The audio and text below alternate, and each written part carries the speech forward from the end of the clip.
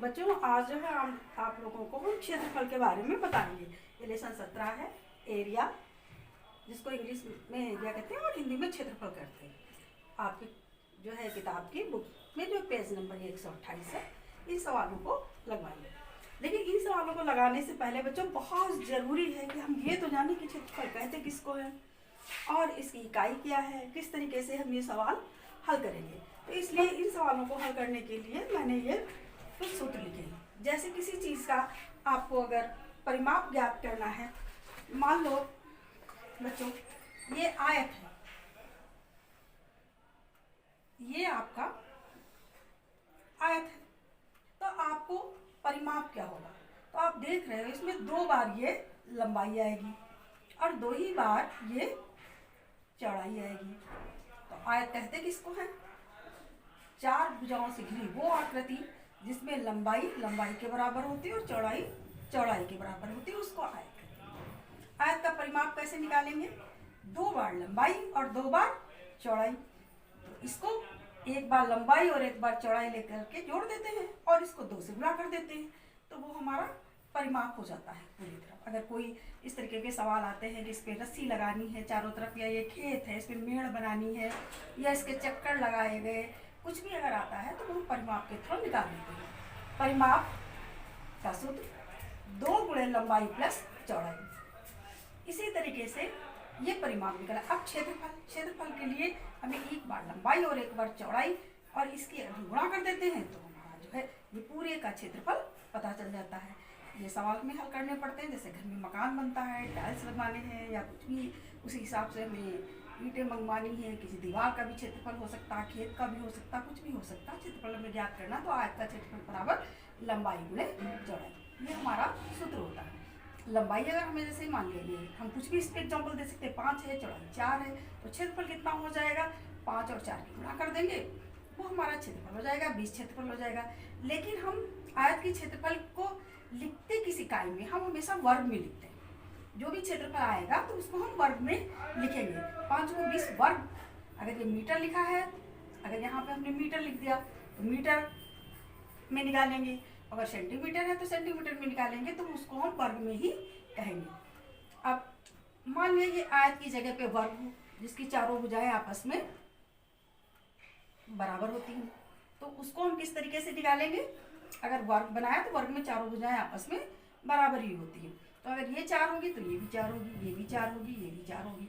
इसका हम क्षेत्रफल कैसे निकालते हैं? तो हम इसको, मैंने 4 यहाँ पे गिनती लिख दी, कुछ और भी लिख सकते थे, जैसे मान लिया 9 कर देते हैं ताकि आपको कहने में आसानी हो जाए। मान लीजिए गिनती 9 थी, 9 सेंटीमीटर या मीटर, कुछ भी यहाँ पे जो इकाई दी होती है आपके सवाल में आपको वही लिखना है।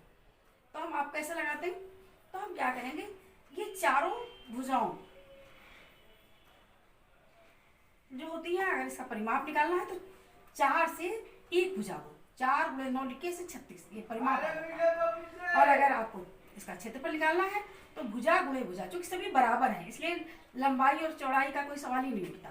अगर इसको लंबाई मानोगे तो ये भी चौड़ाई हो जाएगी, ये चौड़ाई हो जाएगी, इसको लंबाई मानोगे तो चौड़ाई नहीं रहेगी, सब बराबर ही। तो इस तरीके से हम इसको लंबाई और भुजा गुणे भुजा लिख देते हैं। इस तरीके से हमारा वर्ग का क्षेत्रफल आ जाता है।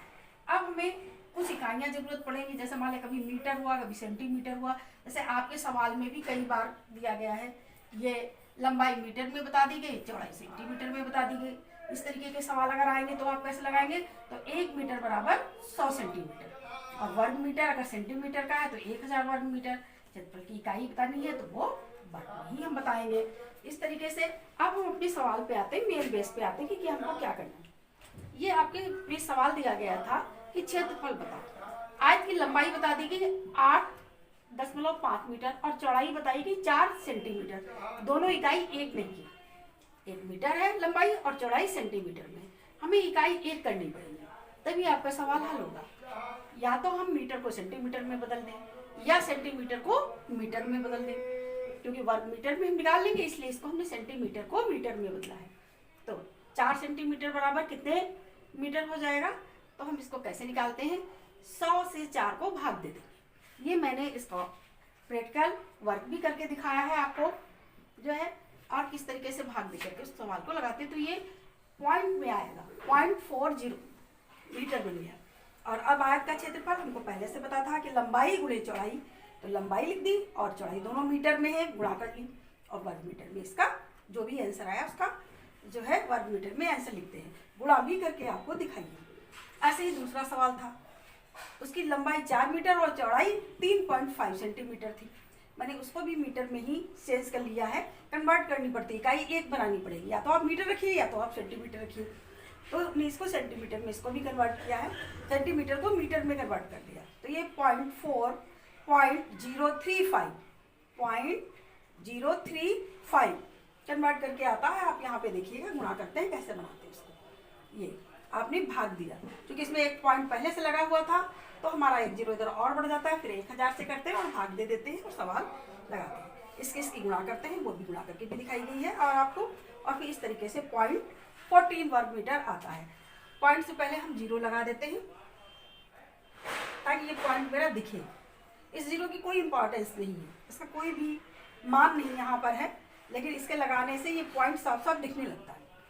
इसी तरीके से तीसरा सवाल था। तीसरे सवाल में आयत की लंबाई 1.5 मीटर और चौड़ाई जो है 0.75 सेंटीमीटर थी। इसको हमने जो है सेंटीमीटर में कन्वर्ट कर दिया, क्योंकि मीटर में भी सेंटीमीटर है और सेंटीमीटर यहाँ दिए हुए हैं। इसमें कैसे सेंटीमीटर है 1.5, इसका मतलब 1 मीटर और 50 सेंटीमीटर। इस तरीके इसको हम इस तरीके से भी पढ़ सकते हैं कि 1 मीटर और 50 सेंटीमीटर। तो हमने दोनों को ही सेंटीमीटर बना दिया, इस मीटर को भी सेंटीमीटर में चेंज कर दिया। 100 से गुणा कर दी 1.5 को और सेंटीमीटर बन गए। जब एक इकाई हो गई तो फिर हमने सेंटीमीटर की सेंटीमीटर से गुणा कर दी, जो आया उसको वर्ग सेंटीमीटर में बदल के लिखा है। गुणा की हमने, ये देखिए आपका गुणा करने पर ये आता है और आपको फिर इसको 100 से भाग दे करके वर्ग सेंटीमीटर में निकालना है, वर्ग सेंटीमीटर आ जाता है। इसी तरीके से चौथा सवाल था, वो वर्ग का दे रहा था। वर्ग में 7.5 सेंटीमीटर एक भुजा दे दी गई। क्षेत्रफल के लिए हमें जरूरत ही एक ही भुजा होती है, भुजा गुणे भुजा। 7.5 को फिर 7.5 से ही गुणा करते हैं और इस तरीके से 7.5 को 7.5 से गुणा करने पर आपका आता है जो है 5625। फिर हम उसको वर्ग सेंटीमीटर में चेंज कर लेते हैं और इस तरीके से हमारा आंसर आ जाता है 56.25 वर्ग सेंटीमीटर। ये सवाल, एक ही सवाल आज हल हो पाया है, ये तो वीडियो बहुत बड़ी हो जाती, समझना भी था आप लोगों को ये। और अब आप लोग जो है इस सवाल को ही थोड़ा सा इसकी गुणा भी ध्यान से देखेंगे। बच्चों इस चीज़ पे ये ध्यान दीजिएगा, मैंने ये गुणा लगाई, आप लोग करते तो हो, लेकिन 4 से गुणा कर रहे हैं आंसर कहीं यहाँ से लिखना शुरू कर दिया, कहीं पीछे और बैक हो गए। नहीं, अंक के नीचे अंक उतारिएगा और फिर गुणा कीजिएगा। ऐसा ही जब हम आप डिवाइड करते हैं, भाग देते हैं, तो भी आपको अंक के नीचे ही अंक लिखना है। अब जब अंक के नीचे आप अंक लिखेंगे तो आपको, जो कि भाग में आपको घटाना करना होता है, तो आप कैसे घटाना करते हैं इसको भी देखिए। 4 0 से 0 गया तो क्रॉस लगाइएगा, ये जिसमें से जो जाता है उसको घटाते हैं।